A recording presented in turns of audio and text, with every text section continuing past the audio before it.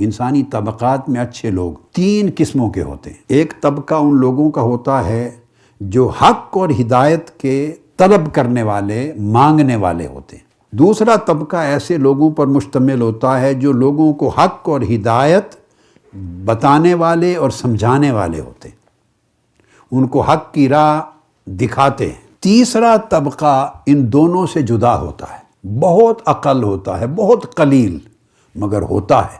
اور وہ کون سا طبقہ؟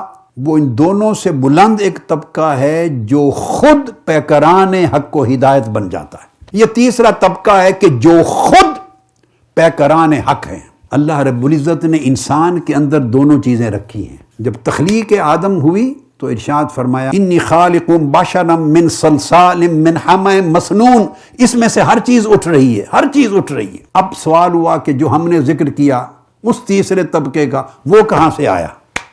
وہ اسی آیت کریمہ کا اگلا حصہ ہے۔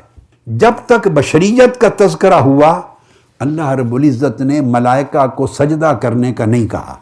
جب یہ پہلا مرحلہ مکمل ہو گیا، بشریت کی تشکیل ہو چکی، تکمیل ہو چکی، اس کے بعد فرمایا جب میں اس کے اندر ان تمام خوبیوں کو ملا کے تو سب سے پہلے اعتدال پیدا کر لوں۔ اب دیکھیے بڑی خاص بات، میں نے پیچھے تین لفظ بولے ہیں، ظالم لنفسہ ہی جن سے خطا و گناہ ہوتا ہے، مقتصد جن میں دونوں چیزیں اعتدال پر، برابری پر آ جاتی ہیں، اور تیسرا کہا سابق جو نیکی میں آگے بڑھ جاتے ہیں۔ اب اس آیت کریمہ سے اس کا اطلاق سمجھیں۔ جب تک بشریت کی تشکیل ہوئی ان اجزاء سے، اس وقت تک بندہ صرف اس اینگل سے جب دیکھیں تو ظالم لنفسہ ہی کے درجے میں آتا ہے، مگر اس کے بعد کیا ہوا؟ پھر فرمایا فَإِذَا سَوَّيْتُهُ، پھر اس درجے سے نکال لیا بشر کو، انسان کو، پھر ایک وہ درجہ ہے۔ اب غلطی کا، خطا کا، گناہ کا، معصیت کا جو امکان تھا وہ دب گیا۔ جب توازن اور اعتدال پیدا ہو گیا تو شخصیت نہایت متوازن ہو گئی، یہ دوسری سٹیج آ گئی۔ اس کے بعد تیسرا کلمہ ارشاد فرمایا، وہ کیا؟ وَنَفَخْتُ فِيهِ مِن رُوحِي، جب میں اسے متوازن معتدل کر لوں گا تو پھر میں اس کے اندر اپنی روح پھونکوں گا۔ میری روح کا چراغ جب جل پڑے تب سجدہ ریز ہو جانا۔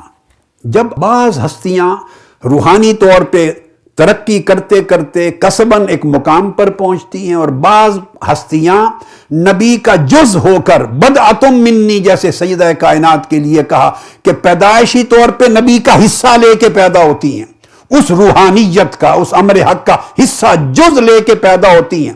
جب اس جزئیت کی حامل بن کے آئیں یا کسب کر کے تقوی مجاہدہ کر کے اس درجے پر پہنچے، جب اس مقام پر پہنچتے ہیں کہ ان کے اندر نور حق روشن ہو جاتا ہے، وہ نور انہیں محفوظ رکھتا ہے، ان کا قدم کبھی خطا کی سمت اٹھ ہی نہیں سکتا، اور ان کے دامن خیال کی بھی حفاظت کرتی ہے۔